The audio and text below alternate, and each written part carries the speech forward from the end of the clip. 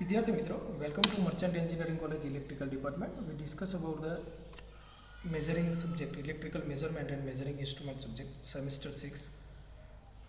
એની અંદર આપણે ચેપ્ટર 3ની વાત કરી રહ્યા છીએ કે જેનું નામ છે મેઝરમેન્ટ ઓફ પેરામીટર. હવે મેઝરમેન્ટ ઓફ પેરામીટરની અંદર આપણે ફ્રીક્વન્સીનું મેઝરમેન્ટની વાત કરી દીધી. આજે આપણે વાત કરશું પાવર ફેક્ટર મીટરની. ઓકે, અને જેની અંદર જે સૌથી વધુ પૂછાય છે ઓકે પાવર ફેક્ટર મીટરમાં એના વિશે ચર્ચા કરશું. ઓકે, તો વાત કરીએ કે પાવર ફેક્ટર મીટર શું છે. ઓકે, તો પહેલાં એનું બેઝિક લઈ લઈએ કે ભાઈ કેવી રીતે પાવર ફેક્ટર મપાતો હશે, એના પછી આપણે વાત કરીશું. તો જોઈએ કે the instrument is use to measurement of power meter is known as a power factor meter. એટલે કે જે પાવર ફેક્ટર માપીને આપે એ ઇન્સ્ટ્રુમેન્ટને આપણે પાવર ફેક્ટર મીટર કહીએ. તો પાવર ફેક્ટરની વ્યાખ્યાઓ આપણે ઘણી બધી જોઈએ છીએ. આઈ થિંક 3 કે 4 વ્યાખ્યાઓ છે જુદી જુદી. અહીંયા આપણે જે જોઈએ એની વાત કરીએ કે ભાઈ વોલ્ટેજ અને કરંટના જે કોસાઇન એંગલ હોય એને પાવર ફેક્ટર કહેવામાં આવે છે. બીજું કે ટ્રુ પાવર અને એપરન્ટ પાવરનો આપણે રેશિયો લઈએ એને પણ આપણે પાવર ફેક્ટર કહેતા હોઈએ છીએ. ઓકે, તો અહીંયા આપણે વાત કરીશું. ફિગર આપણને આપી છે કે arrangement for finding the power factor of the load. અહીંયા કોઈ બી એક એસી સપ્લાય આપેલો છે, આ લોડ છે, અને એનો આપણે પાવર ફેક્ટર કેટલો છે સપ્લાય આપશું, લોડનું પાવર ફેક્ટર આપણે મેઝરિંગ કરીશું. ઓકે, તો વાત કરું છું કે ભાઈ true power is measured by the wattmeter. અહીંયા આપણે એક વોટમીટર પણ કનેક્ટ કરેલું છે. ઓકે, કે જેનાથી આપણે ટ્રુ પાવર, કારણ કે આપણે પાવર ફેક્ટરમાં શું કરશું, ટ્રુ પાવર અને એપરન્ટ પાવર શોધીશું અને એનો રેશિયો લઈશું તો પાવર ફેક્ટર મળી જશે. તો કે true power is measured by the wattmeter and apparent power is calculated by the product of voltage and current. Apparent power એટલે વીઆઈ, તો કે એને શું કરશું, વોલ્ટમીટર અને મીટર ગોઠવી દીધું છે અને બંનેની પ્રોડક્ટ એટલે કે ગુણાકાર કરશું એટલે આપણને એપરન્ટ પાવર મળશે અને ટ્રુ પાવર અને એપરન્ટ પાવરની જે પણ વેલ્યુ મળશે એ બેનો ભાગાકાર કરીશું એટલે આપણને પાવર ફેક્ટર મળશે. તો કે આ નોર્મલી આ રીતે આપણે ચાલતા હોઈએ છીએ. Power factor meter has a two circuit, namely current circuit અને પ્રેશર સર્કિટ. આ એક બેઝિક સર્કિટ છે. જો એક્ચ્યુઅલ સર્કિટ થોડી કોમ્પ્લેક્સ આવશે. તો નોર્મલી જે પાવર ફેક્ટર છે એ પાવર ફેક્ટર મીટરની અંદર બે સર્કિટ હોય છે, કરંટ કોઇલ હોય છે, એક પ્રેશર કોઇલ હોય છે. ઓકે, અથવા તો કરંટ સર્કિટ કહી શકો, પ્રેશર સર્કિટ કહી શકો તમે. તો current circuit carries the load current, એને આપણે લોડ કરંટ એમાંથી પાસ થશે કરંટ સર્કિટમાંથી. Okay, or a fraction of the load current, અથવા તો લોડ કરંટનું ફ્રિક્શન એમાંથી મીન્સ કે એ લોડ કરંટ લેશે. Okay, whose power factor is to be determine, જેનું પાવર ફેક્ટર આપણે માપવાનું છે. તો કે એ લોડનું કરંટ આપણા કરંટ કોઇલમાંથી જશે, કરંટ સર્કિટમાંથી જશે. And the pressure circuit is split up into the two parallel circuit. Pressure સર્કિટને આ રીતે બે ભાગમાં આપણે વેચી દઈશું, આ રીતે ક્રોસ 90 એંગલ હશે એકબીજાથી. Okay, one circuit is known inductive અને અધર ઇઝ ઇન્ડક્ટિવ. મીન્સ કે પ્રેશર સર્કિટ છે બે, એમાંથી એકના જોડે રેઝિસ્ટર કનેક્ટ કરવાનું અને બીજાના જોડે આપણે ઇન્ડક્ટર કનેક્ટ કરવાનું. The deflection of the instrument depend upon the phase difference of the load circuit and the current in the two branches of the pressure circuit upon the power factor of the load. જો last સેન્ટેન્સમાં શું કહે છે, હવે આ જે deflection આવશે pressure circuit, તો કે the deflection of the instrument depend upon the phase difference. Phase difference પ્રમાણેમાં ડિફ્લેક્શન આવશે લોડ કરંટના પ્રમાણે. ઓકે, તો કે એ પ્રમાણે આપણને પાવર ફેક્ટરનું પોઈન્ટર આપણને મળશે. તો થોડું ડીપમાં જઈએ તો કે ટાઈપ્સ ઓફ પાવર ફેક્ટર કયા છે, તો કે બે છે. એક ડાયનામોમીટર ટાઈપ છે અને મૂવિંગ આયન ટાઈપ છે. એમાં આપણે એક્ઝામ ઓરિએન્ટેડ વાત કરવાની છે, તો કે single phase dynamometer type power factor meter આપણે વાત કરશું, કારણ કે મૂવિંગ આયન ટાઈપ લગભગ પૂછાતું નથી. તો વાત કરશું તો કે ધ વર્કિંગ પ્રિન્સિપલ ઓફ સચ type of instrument similar to the dynamometer type wattmeter. Dynamometer type wattmeter જે આવે છે, ડાયનામોમીટર ટાઈપ વોટમીટર, એની જેવી જ ડિઝાઇન આ પાવર ફેક્ટર મીટરની છે. થોડું એ લોકોએ ચેન્જીસ કર્યા. ઓકે, મેઇનલી આપણે આગળ વાત કરીએ પ્રમાણે આની અંદર શું હશે, બે સર્કિટ હશે, એક કરંટ સર્કિટ હશે, એક પ્રેશર સર્કિટ હશે. ચલો, એમાં આપણે ફિગરની વાત કરીએ તો તમને અહીંયા ફિગર બતાવું. ઓકે, તો આ આપણી કરંટ સર્કિટ છે, કરંટ કોઇલ છે. ઓકે, આ સીસી લખ્યા ને બે, અને આ વચ્ચે જે P1 P2 છે ને પ્રેશર કોઇલ છે, બંને એકબીજાથી 90 એંગલે હોય.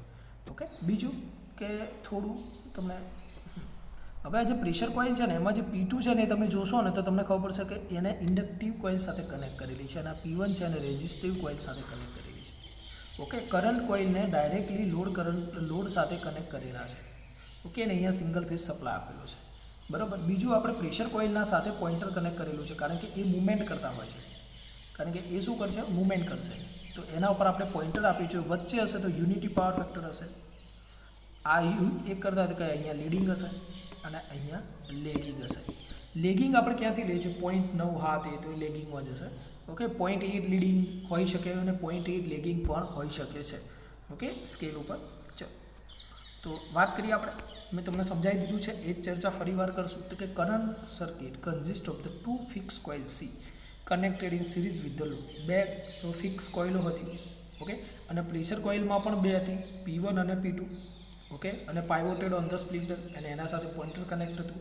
બંને વચ્ચે એકબીજા સાથે કેવો હશે 90 એંગલ હશે ઓકે. ચલો બીજું, the pressure circuit coil P1 connected across the supply and.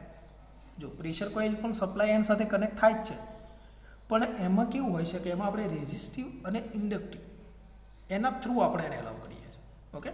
તો જો P1 છે ને એને R સાથે કનેક્ટ કરેલું, જો P1 છે ને એને R સાથે કનેક્ટ કરેલું છે, અને P2 છે એને ઇન્ડક્ટિવ L સાથે કનેક્ટ કરેલું છે. એ જ વાત એ લોકો અહીંયા રજૂ કરી રહ્યા છે.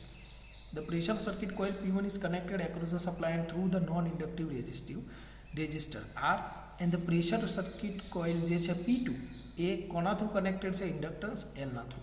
ચલો બીજું, the value of the resistance અને ઇન્ડક્ટન્સ કેટલી? તો કે નોર્મલ ફ્રીક્વન્સી ઉપર એની વેલ્યુ આપણે લેવાની હોય છે. તો કે વેલ્યુ ઓફ ધ રેઝિસ્ટન્સ અને ઇન્ડક્ટર જે RLની વેલ્યુ છે એ કેવી રીતે સિલેક્ટ કરવાની? તો કે that the normal frequency the current in both the pressure coil P1 અને P2 આર ધ સેમ. એવી રીતે સિલેક્ટ કરવાની કે નોર્મલ ફ્રીક્વન્સી ઉપર P1 અને P2ની વેલ્યુ સેમ રહે ઓકે. પ્રેશર કોઇલ કરંટની વેલ્યુ સેમ રહે P1 અને P2ની અંદર. ચાલો, since the current in both the pressure coil is the same, normally since the current in both the pressure coil is the same, therefore they will produce equally strong magnetic field which are 90 displacement okay. પણ practically is not exactly 90, કારણ કે normally exactly 90 નથી હોતું, practically થોડું અલગ, theoretical તમે કહી શકો. તો શું કરવું પડે? It can be compensated by making. હવે એને એ 90 એ લાવવું પડે, તો કેવી રીતે લાવીશું? તો કે મિકેનિકલ એંગલ્સમાં ચેન્જ કરી શકો તમે, ઇલેક્ટ્રિકલ એંગલની અંદર ચેન્જ કરી શકો એટલે થાય. The pressure coil P1 and P2 from the moving system they are moved together. P1 અને P2 છે એ પોતાના એંગલ્સ આ રીતે ચેન્જ કરી શકે છે ઓકે. ચાલો, a pointer is also attached with the moving system, અને જે પોઇન્ટર છે આપણું એ આપણા P1 અને P2 જે પ્રેશર કોઇલો છે એના સાથે એટેચ છે, અને આપણને પાવર ફેક્ટર ઇન્ડિકેટ કરશે સર્કિટનો જે બી હશે એ ઓકે. પણ એ કોના પર ડિપેન્ડ કરે? ધ ઇન્સ્ટ્રુમેન્ટ હેઝ નો અને જે ઇન્સ્ટ્રુમેન્ટ છે તો કે આમાં કોઈ રિફ્લેક્ટિંગ ટોર્ક કે એવું કંઈ આપતા નથી. મીન્સ કે instrument has no controlling torque, therefore the pointer remain in its deflected position. આની અંદર આપણે કોઈ કંટ્રોલિંગ ટોર્ક આપતા નથી, એર ફ્રિક્શનના રીતે એ લાગે છે ઓકે. આમ તો નોર્મલી છે ને સ્પ્રિંગ પ્રોવાઈડ કરે કંટ્રોલિંગ ટોર્ક માટે ઓકે, પણ અહીંયા આપણને આપ્યું નથી. ચલો બીજું વાત કરીએ તો કે working of the single phase power factor meter. વર્કિંગમાં શું છે? તો વર્કિંગમાં 3 હશે, એક યુનિટી પાવર ફેક્ટર હશે, એક લેગિંગ પાવર ફેક્ટર હશે, અને એક લીડિંગ પાવર ફેક્ટર હશે. ચલો તો વાત કરીએ. When the instrument is connected in the load circuit, આપણે શરૂ કરી રહ્યા છે okay. The current flow through the CC and the P1 P2. Normally આપણે સપ્લાય શરૂ કરીએ લોડ સર્કિટમાં તો કરંટ પાસ થશે CCની અંદર, જો અહીંયા તમને દેખાશે કરંટ કોઇલમાં પણ જશે, P1 P2માં પણ જશે ઓકે. ચલો, the magnetic field is setup in all the 4 coil. કઈ P1 P2 અને કરંટની બે ઓકે, બધામાં મેગ્નેટિક ફિલ્ડ સેટઅપ થશે. And due to the interaction of flux is the turning movement or a torque is produce, અને આપણો એક torque generate થશે. The moving coil start moving and turn to such position that the resultant torque experience by this coil is 0. હવે આપણી જે પણ moving કોઇલો છે એ movement કરશે અને નોર્મલી એવું ટોર્ક જનરેટ કરશે કે જેથી કોઇલનું કોઇલ છે એ નો જે એક્સપિરિયન્સ ટોર્ક છે એ 0 આવે ઓકે. ચલો, યુનિટી પાવર ફેક્ટર હોય તો કઈ રીતનું વર્કિંગ થશે? When the instrument is connected in the load circuit having the unity power factor. ધારો કે આપણો જે લોડ છે યુનિટી પાવર ફેક્ટરવાળો છે, the current in pressure coil P1 will be in phase with the load current. તો એ વખતે ખાલી અહીંયા ગ્રાફ દોરી રહ્યો છું, આપણને બુકમાં નથી આપ્યો ઓકે. કોઈ ચિંતા ના કરો, તમને સમજાવવાનો પૂરતો ટ્રાય કરીશ ઓકે. ચલો, ધારો કે યુનિટી પાવર ફેક્ટર છે આપણો જે લોડ છે, યુનિટી પાવર ફેક્ટર છે, તો આપણને યુનિટી પાવર ફેક્ટર પોઇન્ટર ઉપર બતાવવું જોઈએ. તો એ વખતે અહીંયા જે રિપ્રેઝન્ટ કર્યું છે, ગ્રાફ નથી આપ્યો તો તમે દોરી શકો છો મારા સાથે. જો when the instrument is connected to the load circuit having the unity power factor, the current in pressure coil P1 will be in phase with the load current. તો એ વખતે આપણો આ વોલ્ટેજ અને પ્રેશર કોઇલનો કરંટ બંને શું હશે? એક સાથે ફેઝમાં હશે, in phase with the load current or current in current coil CC and the, જો અહીંયા સુધી આવ્યું છે ઓકે, બંને એક સાથે ફેઝમાં છે. And the current in the pressure coil P2, તો આ P1ની વાત થઈ ગઈ, હવે P2ની વાત કરીએ. P2નો હશે એ કેવો હશે, 90 એંગલે હશે. કેમ? કારણ કે એના સાથે આપણે ઇન્ડક્ટર કનેક્ટ કરેલું હતું. જુઓ તમારે જુઓ તો છે P2 સોરી P1 સાથે કેવું છે, ઇન્ડક્ટર રેલ છે, અને P2 સાથે કેવું કનેક્ટ છે, R. ઓકે, એટલા માટે